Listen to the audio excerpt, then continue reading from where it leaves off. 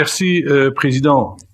Je partage le caractère gravissime des constats qui ont été faits sur la crise dans la partie orientale de l'Afrique. Cette crise, elle est là. Elle appelle des réponses immédiates. Elle appelle des réponses et des réactions de l'Union européenne à moyen terme et à long terme. D'abord, une réflexion sur le court terme. La Russie ne cesse d'accuser l'Ukraine depuis le début de la guerre et l'Union européenne par là même d'être responsable de la crise alimentaire en Afrique. Or, on constate que les circuits ont été coupés, que les livraisons à partir de l'Ukraine se sont péniblement mises en route, sans avoir atteint jusqu'à maintenant le régime de croisière. Donc, les céréales qui ne peuvent pas être exportées manquent à des pays qui souffrent de cette crise immédiate. On sait que l'Union européenne a ouvert ses frontières pour permettre aux céréales ukrainiennes de transiter par l'Europe.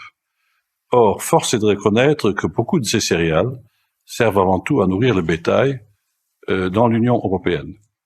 Alors, j'aimerais demander à la Commission si elle a des chiffres exacts sur les céréales ukrainiennes qui viennent dans l'Union européenne et si on ne peut pas faire en sorte que l'équivalent des céréales qui sont venues dans l'Europe puissent être exportées, vendues ou données gratuitement aux pays en développement par l'Union européenne. Je voudrais pas que la Russie garde un seul instant la maîtrise de ces dossiers. Je voudrais pas qu'elle puisse émettre le moindre reproche vérifiable à l'Union européenne. Je crois que de ce point de vue, nous devrons rester irréprochables. Premier point. Deuxième point, on sait que la réponse a aussi un aspect développement. Il faut revoir la stratégie de ces pays et il faut faire en sorte qu'ils disposent des moyens. Moi, je crois que ces pays sont suffisamment intelligents pour développer leur stratégie eux-mêmes. Nous pouvons les assister dans un esprit de partenariat, mais ce n'est pas à nous de leur dire ce qu'ils doivent faire. Donc, nous devons être à leur côté. Je crois pouvoir dire, et je vais terminer là-dessus, que le plus grand problème dans les pays africains, c'est l'accès au crédit. L'Afrique dispose d'argent pour construire ses villes. Donc, en matière d'habitat, ils peuvent le faire pratiquement en recourant à l'épargne qu'ils font. 20% du PIB, l'équivalent de 20% du PIB africain sont recyclés par l'épargne. Donc, c'est assez important. Mais là où le moyen, c'est pour faire des prêts sur le long terme. Et je crois que c'est là que le bas blesse.